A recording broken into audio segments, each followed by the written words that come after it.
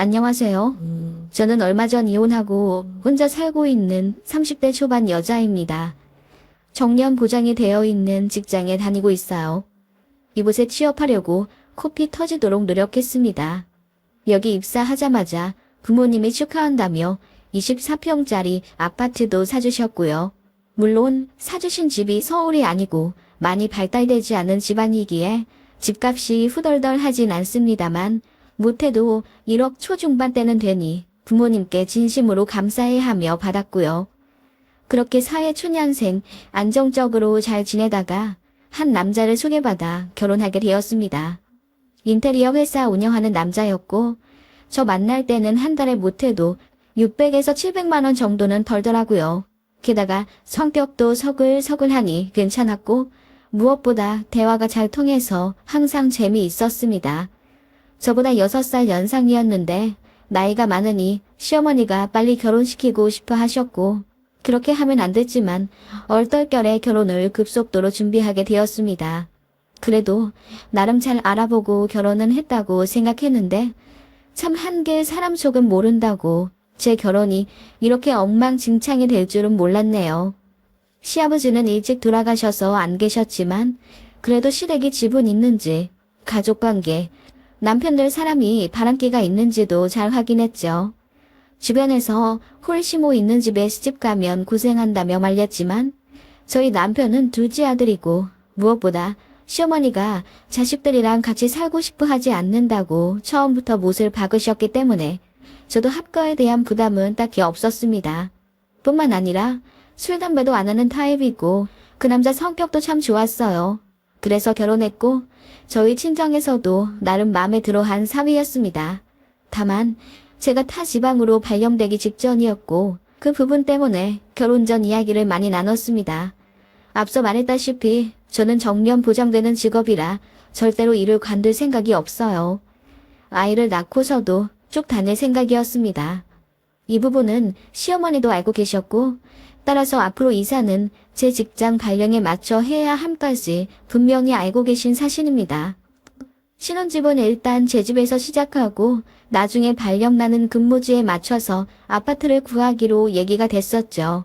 그렇게 결혼을 했고 남편은 일단 제가 살던 집에 들어와서 신혼을 꾸리게 되었습니다.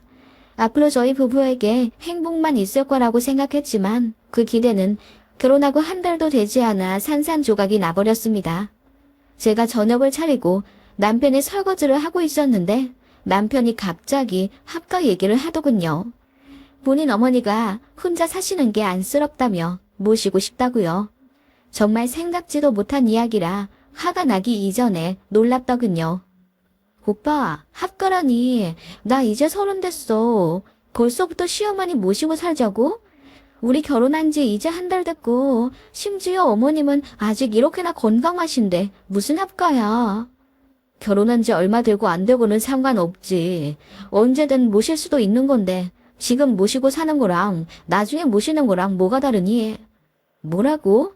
오빠, 결혼하기 전이랑 말이 틀리잖아. 오빠도 엄마랑 못 산다며. 어머님도 자식이랑 살고 싶지 않다고 펄쩍 뛰시던데 무슨 얘기야 그게. 우리 엄마 혼자 계시잖아. 우리 형 사는 아랫지방은 엄마가 사실 별로 가고 싶어 하지 않으셔. 내가 우리 집안의 딸 같은 아들이라 우리 엄마가 나 장가 보내고 많이 울적게 하시는 것 같더라고. 그렇게 날 세워 말하지 말고 너도 좋게 생각해봐. 일하느라 힘들 텐데 집에 와서 밥하고 설거지 하려면 고생이잖아. 집에 와서 밥하고 설거지? 오빠, 당연하게 내가 해야 하는 것처럼 말하네? 우리 집안일은 번갈아 나눠서 하기로 했잖아. 지금처럼. 예진아, 언제까지 서로 번갈아 하겠어. 너는 여잔데 네가 이제 슬슬 저녁 차려야지. 아침밥은 내가 쿨하게 양보했잖아. 안 먹어도 된다고. 저희가 맞벌이이기 때문에 같이 가사일도 나눠서 하기로 말은 했지만 막상 남편이 해보니 집안일이 너무 귀찮은 모양이더군요. 그래서 생각난 묘책이 시어머니와의 합가였나 봅니다. 게다가 어머님도 결혼하고 나서 거의 하루에 한 번씩 전화를 하시며 사소한 것들 물어보고 부탁하시는 등 부쩍 저한테 가까이 기대려 하시는 게 느껴졌어요. 남편은 거의 결혼과 동시에 돌변했습니다. 저희 혼인신고는 결혼하고 한 달 정도 지나서 하기로 했었는데 솔직히 합가 운운하면서 어떻게든 저 더 집안일 시키려고 하는 남편 때문에 정내미가 떨어지기 시작해서 도저히 혼인신고를 기쁘게 할 수가 없겠더라고요. 그래서 핑계대며 미뤘죠. 남편은 처음엔 혼인신고 그게 뭐가 대수냐, 천천히 하자고 하더니 싸움이 잦아지기 시작하면서 이상하게 저와 반대로 더 혼인신고를 빨리 하고 싶어 안달이었습니다. 제가 정년 보장되는 직장에 다니기 때문에 가사일은 거의 반반씩 도맡아 하기로 했어요. 남편의 퇴근이 빠르면 먼저 저녁을 차리고 이후 제가 설거지를 하는 등의 역할 분담을 하기로 분명히 얘기가 되었습니다.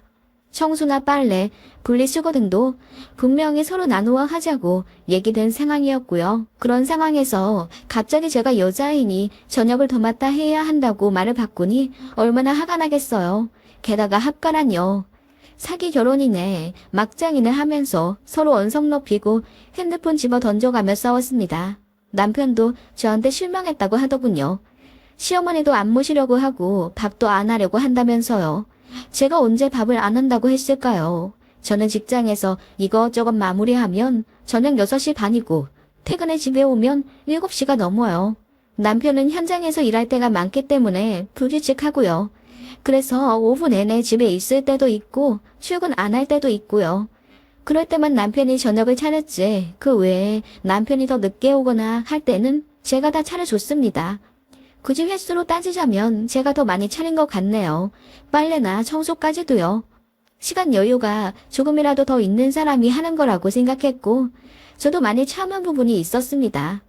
저는 출근 시간이 고정적인 반면 남편은 불규칙해서 오후 출근할 때도 많아요. 어찌 되었건 저보다 늦게 출근할 때가 훨씬 많죠. 그럴 때 내리 잠만 자다가 자기 몸만 씻고 나갔습니다. 집안일 혼자 있을 때는 절대 안 하더라고요.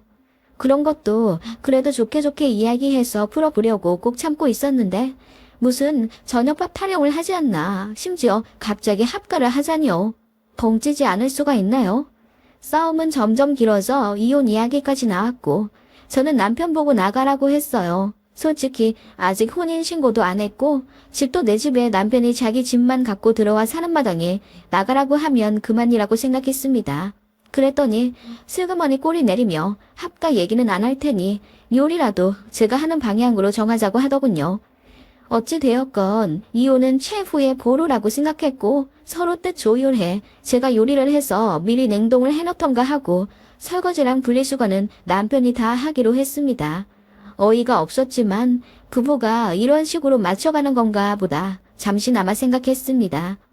지금까지의 일들도 충분한 이혼 사유이긴 했지만 감정적인 싸움이었기에 서로 절충, 조율해야 하는 부분도 있었거든요.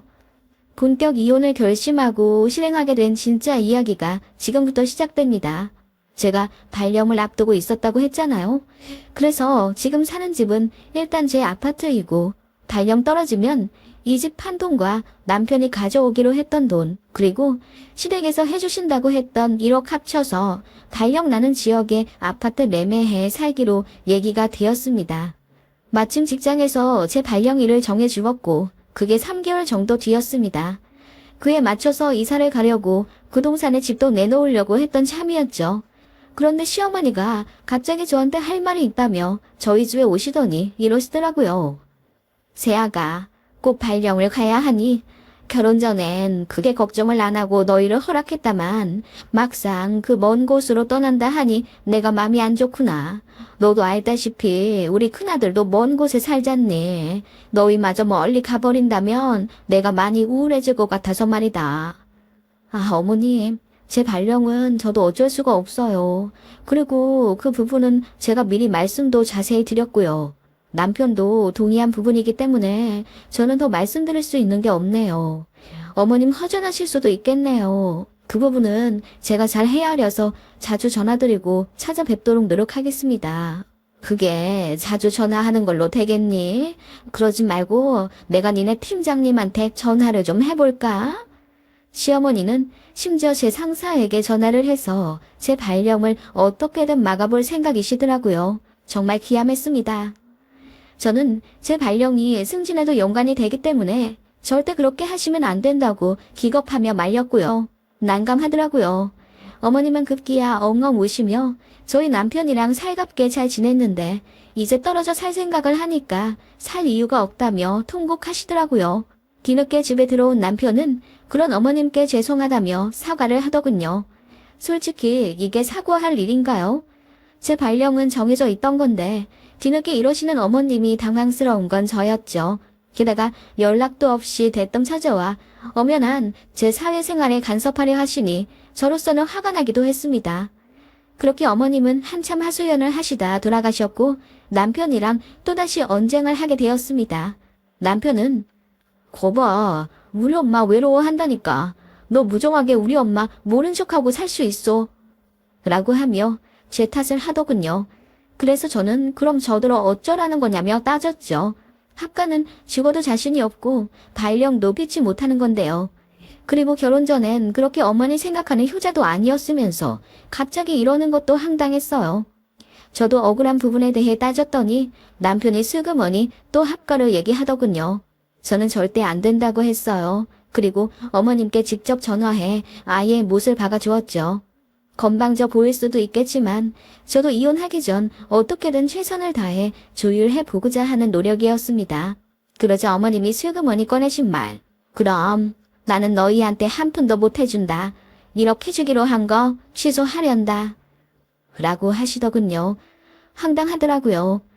되바라져 보이겠지만 저도 똑같이 맞대응했습니다. 그럼 저도 지금 집 팔면 그 돈 저희 부모님께 드리고 가야겠네요. 공평하게 저희 부부 둘이 모은 돈 반반해서 집 구해야죠.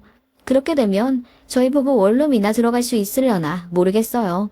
일단 어머님 뜻 잘 알겠습니다. 라고 했더니 어머님이 잔뜩 흥분하셔서는 그 집 판 돈을 왜 친정에 다시 갖다 주냐고 난리를 치시더군요.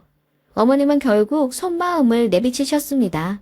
지금 어머님 살고 계신 시댁 아파트를 팔면 3억 5천이 나오는데 그 돈으로 저희 집 사는데 보태주신다고 하더군요.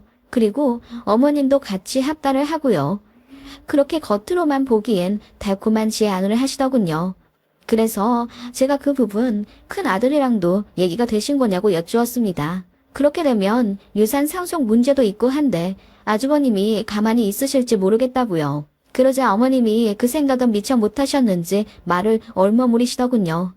어머님은 합가 의지가 강력하셨습니다. 제 남편 역시 집안일 이야기를 다시 꺼내며 우리 부부가 사소한 가사일로 다투지 않으려면 누군가 더 있어야 하는데 도움이 구하긴 너무 아까우니 어머님을 들이자고 꼬시더군요. 그렇게 두 모자가 저에게 합가하자고 난리였습니다. 심지어 어머님은 제 발령 문제가 한 가정을 파탄낸다며 제 직장에 전화까지 할 기세였고요. 너무 징글징글하게 느껴졌습니다. 게다가 그 상황에서 혼인신고하자며 도장을 들이대더군요. 그게 결혼 5개월쯤 되었을 때 일이었고 제 수명대로만 산다면 이 결혼 생활을 50년은 더 해야 하는데 도무지 자신이 없었어요. 저희 친정에다가도 말하니 부모님께서 이혼하라 난리시더군요. 결혼하자마자 합가 얘기하고 남편이란 놈은 어떻게든 저를 더 부려먹으려고 하는 모습이 너무 괘씸하다고요. 게다가 시댁에서는 갑자기 주겠다는 돈을 안 주니 신혼집 구하는데 갑자기 차질도 생겼고요. 이래저래 빨리 각자 갈 길 정하는 게 낫겠다 싶어 남편에게 이혼하자고 했습니다. 그랬더니 노발대발 화를 내면서 자기 엄마한테 다 이르겠다고 하더군요. 어이가 없어서 맘대로 하라고 했습니다. 그리고 집에서도 나가라고 했죠. 결국 짐 싸들고 쫓겨난 남편이 시댁으로 가 어머님께 자초지종을 다 얘기했나 보더라고요. 시어머니로부터 전화며 문자며 아주 빗발치더군요. 저더러 괘씸하네. 가족 사이에 정이 없네 어쩌고저쩌고 장문의 문자까지 계속 왔습니다. 제가 묵묵부답으로 일관하자 마침내 얼굴 한번 보고 얘기하자며 부탁이 어조로 연락이 오더군요. 그래서 만나긴 싫고 전화통화만 하자고 했어요. 저도 어머님께 쌓인 게 있으니 할 말은 하고 끝내고 싶다는 생각이 들더군요. 여보세요? 예, 새아가. 아니 이혼이라니 이게 무슨 말이니? 어머님, 제가 왜 그 이랑 더 살아야 하죠? 결혼하자마자 밥 타령 해가며 저한테 대접받으려고 하고 게다가 갑자기 합가라뇨.